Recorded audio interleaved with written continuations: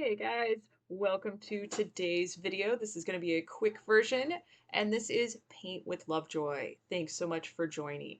Please subscribe to the channel and share this channel with your community. Like I said earlier, this is going to be a quick version, so if you prefer the full-length, non-time-lapsed version, check out my Patreon page and my Paint with Lovejoy website. If you want to further support Paint with Lovejoy, please do. It all helps. And for more in-depth courses, check out paintwithlovejoy.com. And as always, share this with your community. All right, guys, this is another fun painting, a nice little still life. So grab your supplies, transfer your traceable to your surface, and as always, make sure you take your progress photos. Today's painting is going to be a time-lapse version, so please don't paint as fast as the video. Pause the video as needed. And if you'd like the full version, this was originally a demo I did during the pandemic, and there's going to be a link in the description box to find it, as well as you can find it on my Patreon account. So we are starting with our background, and I chose a light purple, so it's going to be white plus purple. You are more than welcome to change colors if you want a different background. And as you're seeing right now on the screen, I kind of did a little bit of an arc, and that's going to be where our table is. You can add that or you don't have to add it. And then from that line, we're going to go up and around this fruit basket and fill in the space. I am on a smaller canvas, so I'm using a medium flat brush. If you happen to be on a larger canvas, feel free to use a larger brush. And if you're on a stretched canvas, I do recommend that you carry this color around the edges of the canvas. So that way it just looks nice when you have that color wrap around the sides. All right, so again, we're filling in that space. I am using student grade paint, so I'm applying it a little bit thicker. And if you happen to have transparent or thinner paint, you can apply it thicker, or you can apply 2 layers. Whatever you need to do, just adjust your process based on the tools that you have. Now we're filling in that space, then we're going to do a little bit of wet on wet blending. We're going to slap a few colors in there, but this is a good place to pause the video, take your progress photo, and oh, actually we're not putting anything in the background, sorry about that. We're going to move into the table. So I'm moving down to raw sienna, and I realized that that first section I put on there was too dark, so we're doing a mixture of raw sienna and white. If you apply something to your painting and realize, that's not quite the right color, it is totally okay to adjust. Nothing is set in stone and nothing has to be perfect in the process of painting. All right, so we got that light raw sienna on there. Then I grabbed some of that direct raw sienna. We're gonna slap that kind of on the bottom and back in that little corner, and then I wipe that brush off, and then I'm gonna pull that raw sienna into the lighter, and this gives us a little bit darker on the base. It wasn't as dark as I wanted, so I'm grabbing a tiny amount of black, going right below the bottom, and then again, wiping off that excess paint, and then with light pressure, kind of pull that color into your base. This is called wet on wet blending, and it does get more comfortable the more you do it. Here we're doing the same thing with white. We're going to put that on the edge of the table, slap it on there, wipe that brush off, and then go back with light pressure and kind of squish that color into the base. Again, this does get easier with more practice. Again, this is a time-lapse video, so please do not go as fast as this video. We're moving into the fruit bowl and moving into blue paint. Again, you can change the color to whatever you like. And I am using that small flat brush. If you're finding that that's still too big of a brush or you need a smaller one to get into little nooks and crannies, feel free to switch to that small pointy brush. Most of the things that I teach are merely suggestions, a nice base for you to follow, but I do encourage that you trust your instincts and go in the direction you need to go for your creativity. All right, then yep, don't forget that tiny little corner on the other side of the grapes, and then we're gonna get that rim in there. Then we're gonna do the same thing that we did on the table. We're gonna put some darker colors in there, wipe the brush off, blend it in, and then we're gonna put some lighter colors in there. So you're getting really good practice with your brush control today and blending your colors. So here again, we're grabbing that black, and a little bit of pigment goes a long way. And we're gonna basically put it where we want the shadows. So I want you to observe where I'm placing it on the video and mimic that to the best of your ability at home. It does not have to look exactly like the one on mine, on the video. So we did that on the base, doing the same thing, a tiny amount of black underneath the rim and underneath the grapes, and then go back, wipe that brush off, and then with light pressure, kind of blend it into your base color. This is actually kind of tactile and a lot of fun. And if you're inclined to finger paint to do some of your blending, go right ahead and do that. All right, so now we're gonna put the highlight in. We're gonna put the white. So I did clean that brush, went back and grabbed more white paint. And with the white, with our lighter colors, you're gonna realize that that white diffuses very, very quickly into the base color. So be a little more controlled with your brush strokes movements as we get into this blending section. All right, so again, you wipe that brush off, and then with light pressure, just kind of mix that in there. And even notice I am kind of holding my brush at a 45-degree angle to be able to blend that in and use the side of the brush. If you end up moving your brush too much and it blends it away, just reapply that white and move your brush a little bit less. Now, as we're doing this, I'm going to encourage that every now and then get out of your chair, look at your painting from a distance of 5 to 10 feet away, and that's a good place to be to gauge if your value scale is working. And that's really what we're doing today. You're putting your dark shadow, your main color, and then your highlight. And that's what kind of creates this 3D illusion on a flat surface. So when you look at it from that distance, you can tell if that illusion is appropriate, if it's working, if it's making it look like a 3D object, or if it's not quite working. And then go back and kind of adjust whatever you need to. So it was another good spot to pause the video, clean your brush really good because we're going to move into yellow paint for the bananas. And we're going to do that same type of blending, but we're going to be very controlled with our brush strokes because in the yellow, a small amount of pigment is going to go a long way when we do our shadows. And here you can see that my paint is transparent, so you can see the traceable lines through the paint. And then now we're pulling some of that yellow aside, tiny, tiny, tiny, tiny amount of black to mix in there. And basically we're making like a dirty yellow. And then we're going to place this in a few key areas for our shadow. So I want you to just mimic the placement that you see on the video on your canvas. Place it, wipe that excess paint off. You could even clean the brush. We're going to go ahead and put the white on there so we can do our mixing at the same time. And then again, place that white where you see me place it, wipe that brush off again, and then we're going to go in and kind of squish that into it. And be very controlled and conscious as you are getting close to that shadow element, because you don't want to turn your whole banana into a dirty banana. We still want to make sure that it looks like a nice, healthy banana. And here I wanted to make that shadow a little bit darker, completely optional. You don't have to do it to yours. And here you can see I did add almost a little too much black. But when you look at it from a distance, it makes sense and it looks okay.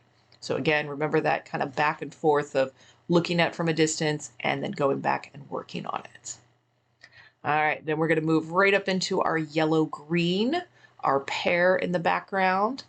So I'm grabbing that yellow, tiny amount of green, going for that light color, and it's going to be that pear kind of behind. I think we've got an orange and an apple in the front.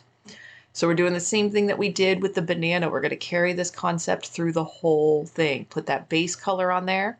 And then if you need to, sometimes I go back and grab a smaller brush, and I'm using a little bit of that green on the stem of the banana, completely optional. Then I'm going to grab white and go back to the pear, place the white on there, clean the brush, go back and kind of squish that highlight in there. Then we're going to add a tiny amount of black for the shadow element. And again, just keep in mind that with our darker colors, small amount of pigment goes a long way. With our lighter colors, less blending goes a long way because it's going to mix with that base color. All right, another good spot for a progress photo. We're going to move into yellow-green again, going a little bit darker. I'm going to put green grapes on here. You are welcome to change the color and make your grapes any shade that you want. And because I am using that transparent paint, I can still see my lines underneath. So I'm really just kind of blobbing that paint on there. And then we're going to go back and put some shadows. And then we're going to go back and put some highlights in there. And we are doing both. We've got green and purple grapes in here. All right, so for this, we're going to be moving down to the small pointy brush, grabbing that white paint. Again, just going to kind of slap it on there in a few areas. We do not have to do each grape perfect or individual.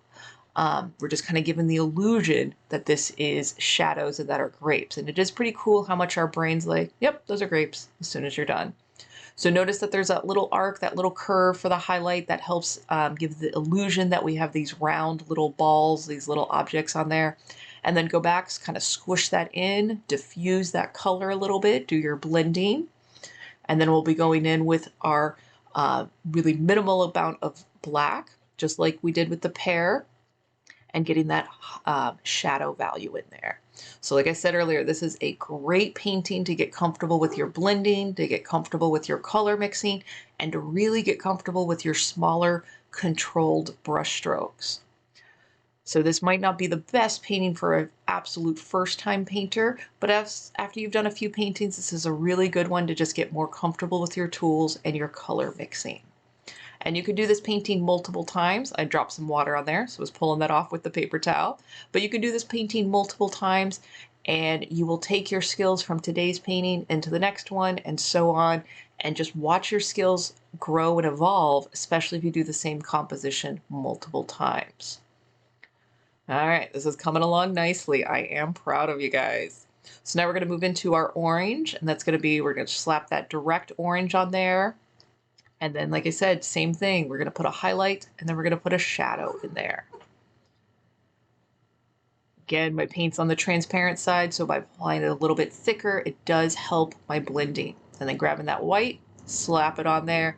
And imagine that when you're applying the white, this is where the light is hitting the object first. That's why it's usually the lightest. And then where it's darker, that's where the furthest point away from the light is, or if it's kind of casting a shadow from another object. So again, putting that black down there at the bottom, wipe that brush off so that way you get rid of any excess pigment, and then go back with that light pressure and soften it into the base. And you can go back to that original base color, that original orange, if you need to tone it down, just like I did here. But like I've stated a couple of times already, trust your instincts. It is okay to go back to another color. All right, so going into that red apple, same thing. We're going to put that base on there, get a highlight and a shadow. You guys are getting great practice today. And I do encourage all my students to find creative outlets on a regular basis. It's just really healthy to have something to kind of switch gears in your brain from your normal daily life. So here, grabbing that white, wipe the brush off, and you don't want to do too much mixing because you don't really want to turn this into pink. So kind of even notice that I'm doing just little dabs to kind of diffuse that white. And then adding the black on the opposite side gives the illusion that the orange is in front of it. Wipe that brush off and then go back and blend it into the base. All right, you guys are definitely getting the formula. You're doing great. We're going to go with a little bit of raw sienna. We'll put a little stem on that pear. A little bit of a highlight as well with the white. All right, and then we're going to move in, excuse me, to that last section. Take your progress photo. We're going to make some grapes. And I don't like that purple by itself, so I'm mixing red and purple to get to that kind of really deep grape color. And here being a little bit more controlled with the edges, since this bundle of grapes is on top of the bowl and on top of a few other objects, I really want those edges to be a little bit cleaner. So applying it a little bit thicker and then being a little more controlled on the edge. And I am going right over those traceable lines. We should not see any traceable lines after this step. All right, and then same thing. Clean that brush. We're going to put a highlight on there of the white, and I am using that pointy brush with these little, almost little apostrophe looking things, little curves to indicate that these are round globes, round spheres. Blending them in, and then we'll do the opposite effect with a little bit of black. And don't worry if you've got maybe one that's a little bit brighter than the other. That's okay. That's kind of part of the way life is. And as you're going around the rest of your day, take note of where you're seeing highlights and shadows in your everyday life. So we didn't use black here. We're using purple. If you're already pretty dark with your color, you can switch this to black for the shadow element and just pause the video and notice where it's a little bit darker. And then add that to yours. All right, we are in the home stretch of the painting today. You guys are doing an excellent job. So proud of you. All right, so we're just going to kind of clean up some details. I didn't like as much of that in there, and just going back. So again, get out of your chair, look at it from a distance of 5 to 10 feet away. Do you want to go and adjust this fruit? Do you want to add more shadow here? Trust that. Your instincts are guiding you in the correct direction you need to go for your creative exploration. All right, and that was me explaining a little bit of stuff during the demo. So if you want the full time-lapsed version, you will see where I answer questions, and I was doing the chat and everything when I originally shot this during the pandemic. I was really grateful to have a regular creative outlet when that was happening. All right, so we're gonna go for a bold highlight, grabbing that direct white, placing it kind of very generous in these areas. And this is kind of that final last pop of the color. So do take a progress picture before this section, get all of these white highlights on there and observe where I place them on the video, and then get out of your, take the other progress photo and then get out of your chair and look at it from a distance and just notice like how much this pure white addition really makes it pop and really makes it kind of jump out from the canvas. So you guys did an excellent job today getting comfortable with what we call the value scale, your dark, medium, and light, and with controlling your brush strokes to do some wet on wet blending. Really, really proud of you today. Thanks so much for painting with me, and I look forward to painting with you in the future. Cheers.